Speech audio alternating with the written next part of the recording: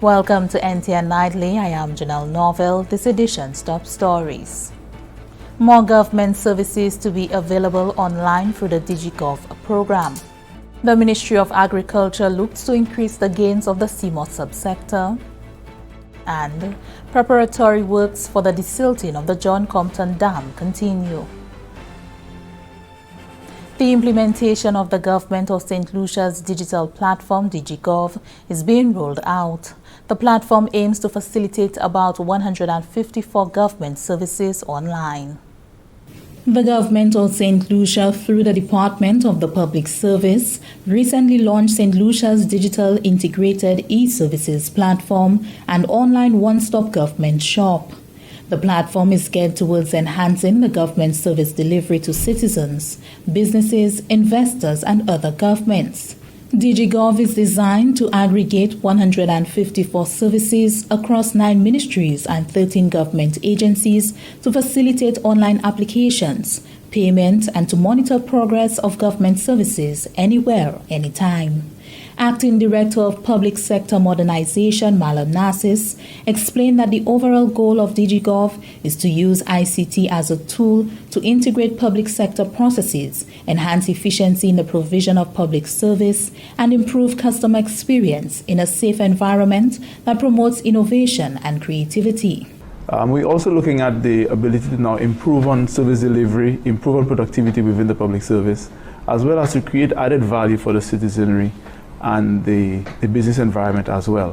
One of the key functions of this project is to allow for added value services for the private sector, so that they too now can piggyback on the implementation of the project to provide additional services and add more value to the platform over time. The project is being implemented using a 2-year phased approach, 2020 to 2021. Phase 1 will enable customers to submit online applications and payments for replacement and renewal of driver's licenses. Phase 2 will focus on an additional 8 services, including endorsements, learner's permit, driver's-related test, omnibus-related services, and exchange of foreign licenses, all offered by the Division of Transport. Permanent Secretary in the Department of the Public Service, Peggy Ann Sudat, highlighted that the COVID-19 pandemic has made even more apparent the need for such platforms. During this time, we recognized how important the public service was to ensure that the country is running efficiently.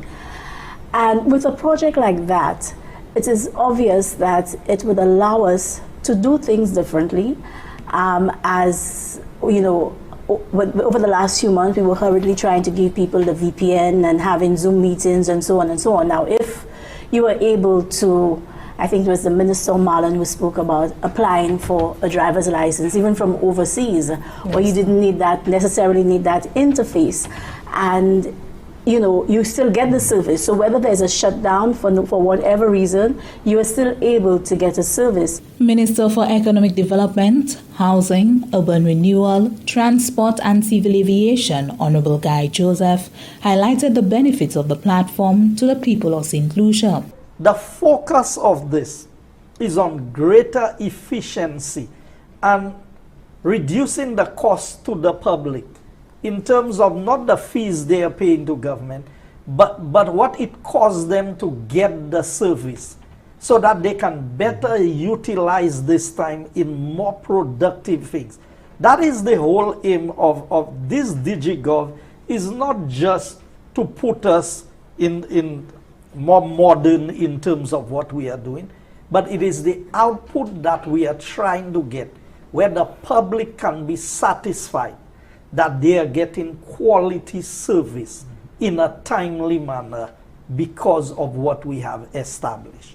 Citizens are expected to have online access to 154 services, the ability to apply, pay, monitor and track transactions, ask or address queries with the click of a button by the end of December 2021.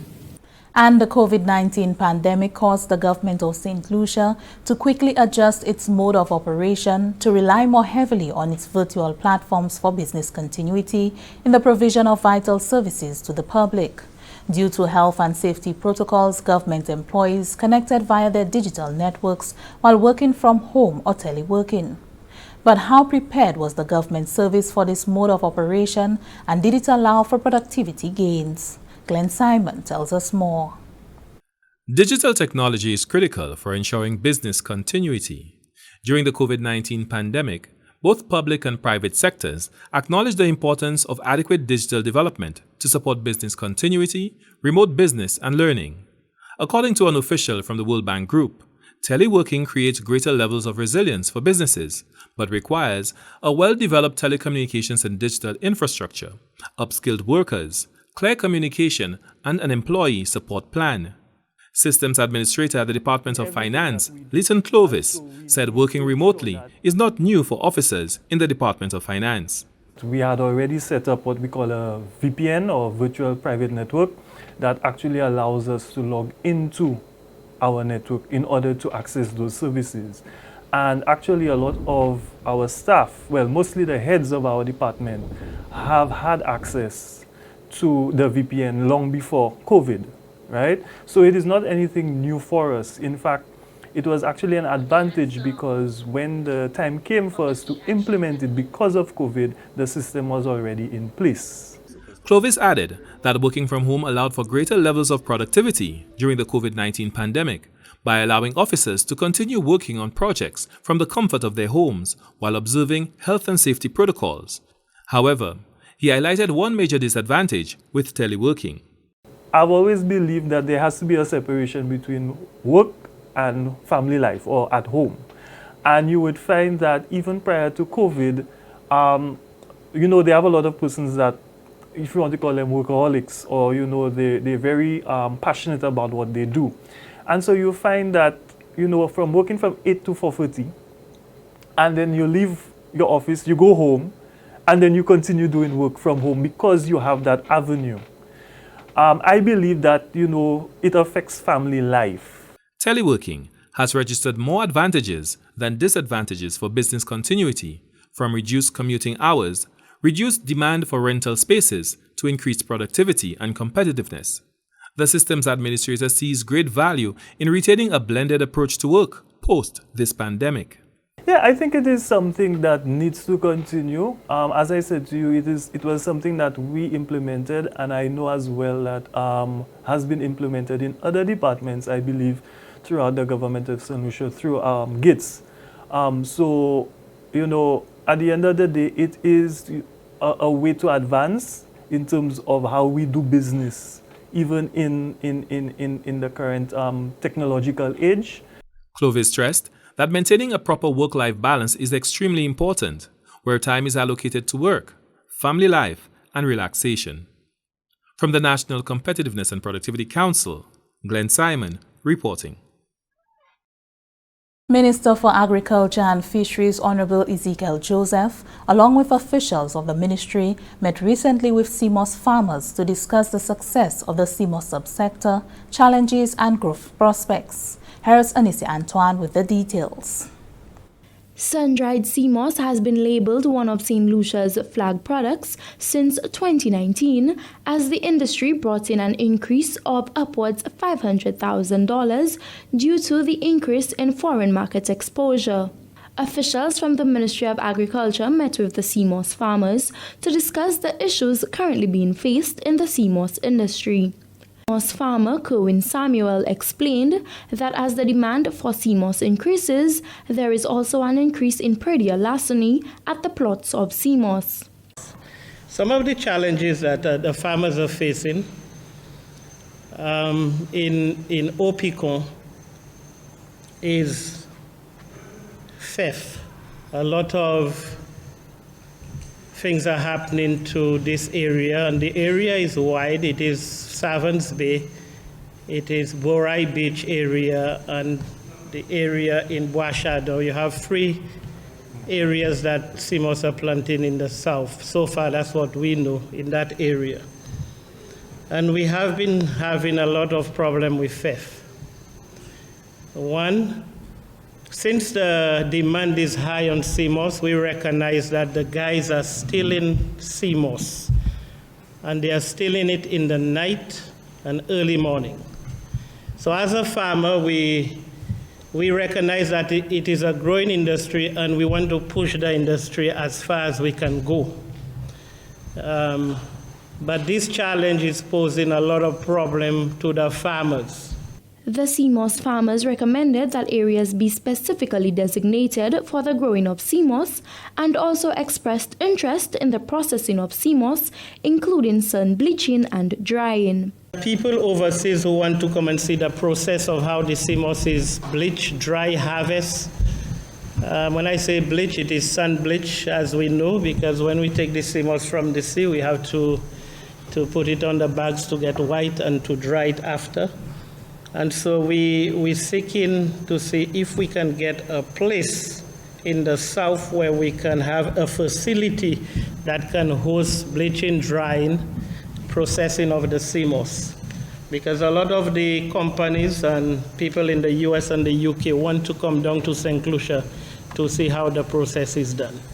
And so far it is just done naturally. The farmers are bleaching it by the sea and they are drying it there. So we need a place where we can actually do this to meet the quality and the standard required. The Minister for Agriculture, Fisheries, Natural Resources and Cooperatives, Honorable Ezekiel Joseph, reaffirmed his commitment to assisting the CMOS farmers with the issues currently being faced. That's a product that is on high demand, and we know that there's great potential for this product. So it's for us now to hear from our leaders in this subsector, and of course for us to come to some form of agreement as it pertains to the way forward. We all know that the present environment that we are faced with right now with COVID is really hindering the way we can get things done. But that should not be a deterrent. We should work within the limitations of COVID.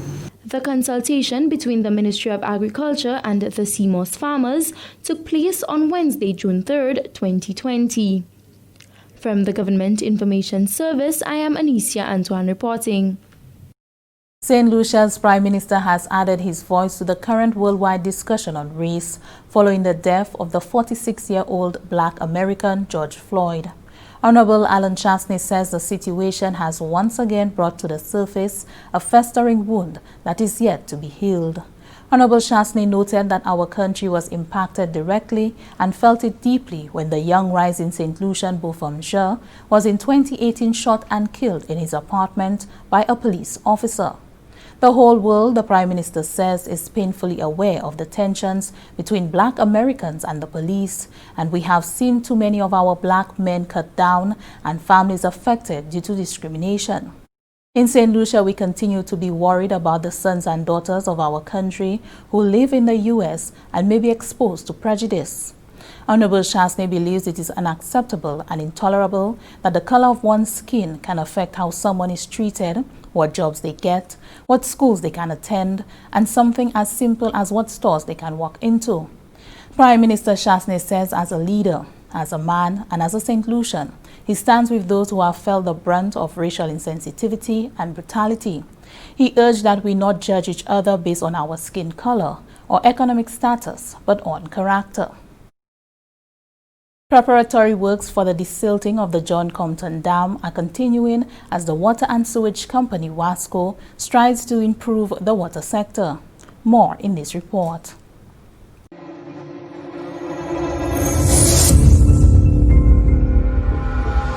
The Government of Saint Lucia continues to closely monitor the water situation as the country experiences drought conditions said to be the worst in almost half a century.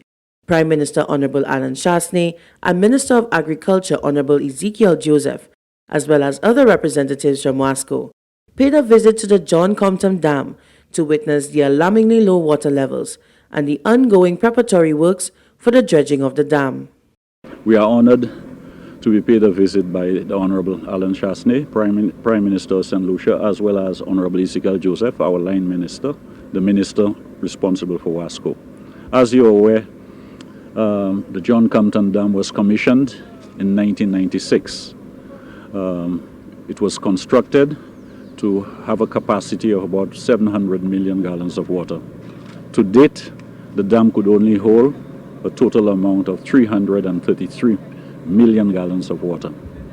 The dam right now is heavily silted on account of three weather systems. Tropical Storm Debbie in September 1994, Hurricane Thomas in October 2010, and the Christmas Eve trough in December 2013. So right now, the dam is filled with approximately 1.7 million cubic meters of silt. Head of the Project Management Unit at Wasco, Gordon Wyke, gave an update on the rehabilitation project currently ongoing at the dam and how the dry weather gave contractors a major opportunity to prepare for dredging work while mitigating the effects of the ongoing drought.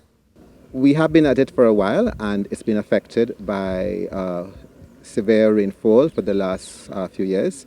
Ironically, we are now making good progress with the kind of drier weather that we're experiencing. So this is good for the project, but not so good for Wasco and its operations. But we have been having good progress in the last few months.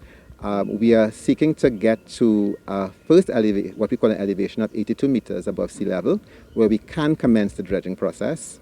And ultimately, we want to get to an elevation of about 84, where that will be get it at a place where the dam, where the SDA can contain the sediment disposal. Okay, the end goal of the project essentially is to remove a quantity of sediment from the reservoir, which is behind us, to that disposal area. Why? That sediment essentially is blocking what we term the lower port of the low abstraction port of the reservoir. So what happens is, we cannot take any water from that lower port right now because it's blocked by sediment. So we have two ports, and the upper port is fine, while the lower port is blocked. So we have been constantly taking from the upper port for the last few years, and this year it is, of course, we're now saying that it is very critical that we get to that lower port because the levels are dropping to very close to the level of the upper port, and if we go below that, then we cannot use that, and we will have a problem extracting water from the reservoir. This is where our plans to try and manage the drought are now coming in to try to see how we can mitigate that problem. Prime Minister Chasney spoke of the major investment government has made in the water sector. We're making a significant investment to improve the capacity of the water. This is a project that is long overdue.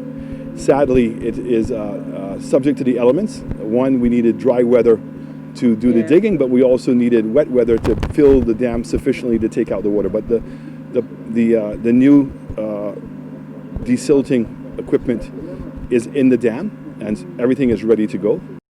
Wasco's Communication and Marketing Manager, Sherry-Ann Gillard-Williams, reassured customers of the company's commitment to providing relief during this difficult period and that no water disconnections will be taking place at this time. There is no disconnection at this time until further notice, so customers are being advised of that. So we want people to really bear with us because we are trying our best to provide water, to make it available to customers and to consumers as much as possible.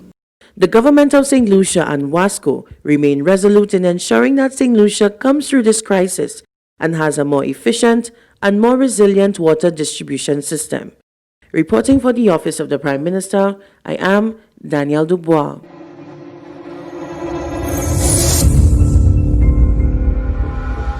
This is NTN Nightly. Up next, Primus Hutchinson with the NTN novel, Okweol.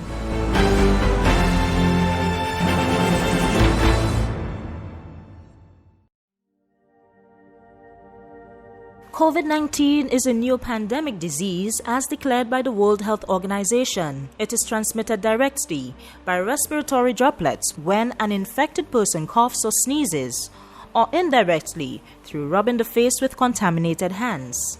There is still no specific treatment or vaccine against COVID-19, and as such, the farming community should adhere to some special recommendations. Ensure that farm clothing and gear is clean.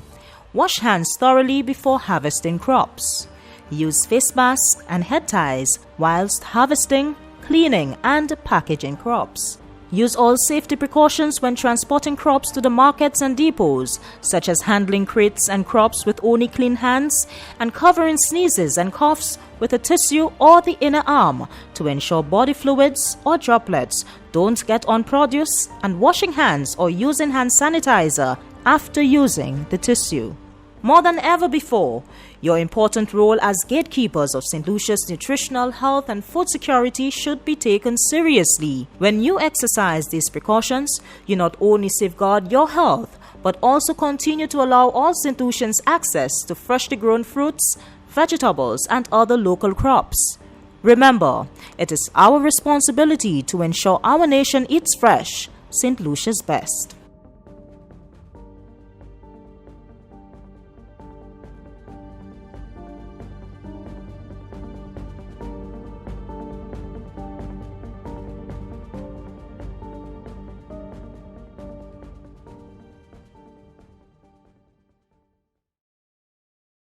Welcome back. We join Primus Hutchinson for the NTN Nouvelle à Creole. Monsieur Général, Monsieur Madame Département qui est responsabilité pour information à Gouvernement de Saint Lucia, la CGIS et NTN, compositeur Nouvelle à Creole, présenteur Primus Hutchinson. Département des services publics à Gouvernement de Saint Lucia, j'apprends grande démarche pour établir tout service en façon digitale qui yo l'homme DigiGov. Ça veut dire toute transaction qui public là kay avodwe chain et puis yo et kay possible pour ça fait à ce computer à kay même. Devant une discussion à ce NTN, ministre qui a une responsabilité pour le développement économique et transportation, honorable Guy Joseph, tel parmi un 7 officiers à département service public pour discuter route là pour naviguer en direction ça là. Selon le ministre Joseph, l'initiative ça là qui a présenté l'occasion pour pays échapper à bas fracassement pour driver sortir un département pour un l'autre pour voyager en ville Castries bien souvent et pour aspect plusieurs mois pour trouver documents, réponses et assistance pour plusieurs services au département ça là. Ministre de la Transportation aussi, ça a facilité le gouvernement pour opérer primaire et pour le public là même. Il y en a ce plus important secteur qui a trouvé adressé, c'est transportation. Et ou kay sav ça c'est yon se ministre là qui ni plus moun en public là kali là. Là ou gade l'année en haut 50 000 moun qui ni licence pour drive en Saint-Lucie. Tout ces moun ça kali là diwan en 3 l'année pour yo ça fait diverses transactions si c'est pour renew licence yo. Eh bien, si perdent pour yo joindre ni replacer, eh bien, si dommagé. So, ça nous que essayer faire, c'est pour ça mettre service ça online. Et moun nan kay sa plein application, et kay sa payer, ka servi un credit card et un debit card, et lay pawe, il sa aller en ministre là, ay masse document. Eh bien, si vous voulez, il s'est payé un petit la vie en plus. Et qu'il s'est dit, poster ça, ben moi. So, il s'est venu en post box. Moi, si c'est un monde qui l'autre pays et qui voulait envoyer l'autre pays, then il s'est envoyé Bali aussi. Les organisations business en cette liste travaillent pour bâtir et cimenter une agence et puis agence gouvernement pour chercher diverses occasions de business qui existent en pays comme bataille là qui a continué fait contre maladie corona. Gwek pour association business en sud-pays cette ici, Sabine Valmont explique que l'organisation ça là qui trouvait formée en novembre l'année 2019 qui a cherché pour trouver développement économique en sud cette ici. Ça a fait si long Valmont par promotion et support pour cette business. À parmi eux, business loto pour louer magasin, livre, chauffeur taxi et monde qui a conduit travail par comptoir. Valmont déclare que comme projet neuf ça a commencé à développer en façade sur cette ici qui véritablement qui a avancé le développement sur le pays a une qualité institution comme ça établi très critique pour ressusciter l'occasion pour petit business selon Valmont association en degré côté yo voulez ouais ce projet ça là qui venir en réalité pour expériencer un meilleur développement avec l'environnement économique.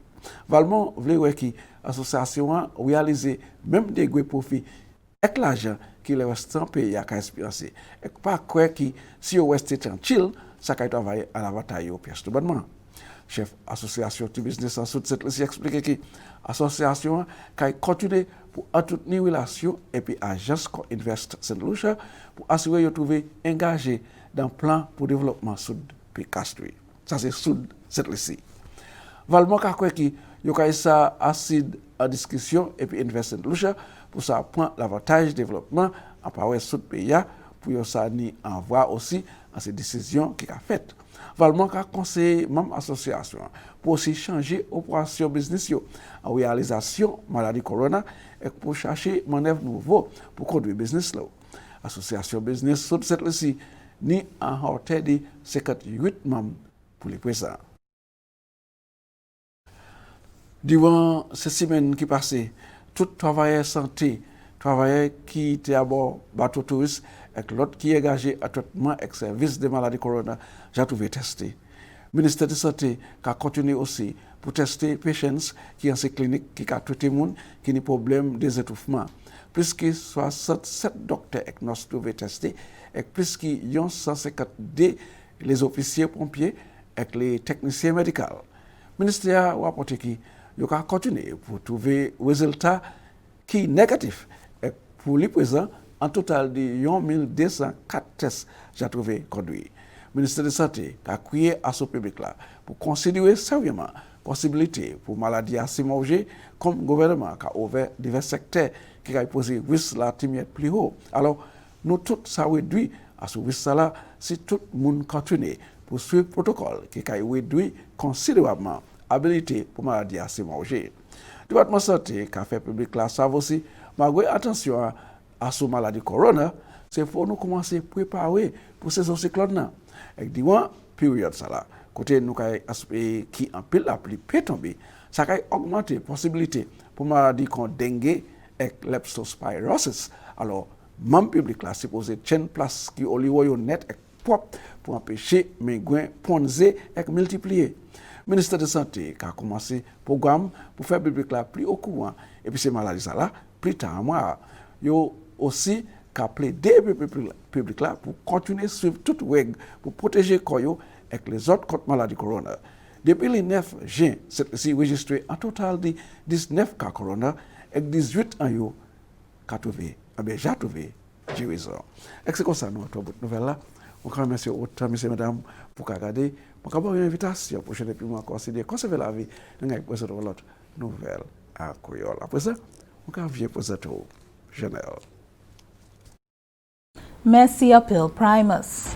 That brings us to the end of NTN Nightly. Join us next time at 7 p.m. with a repeat at 7 a.m.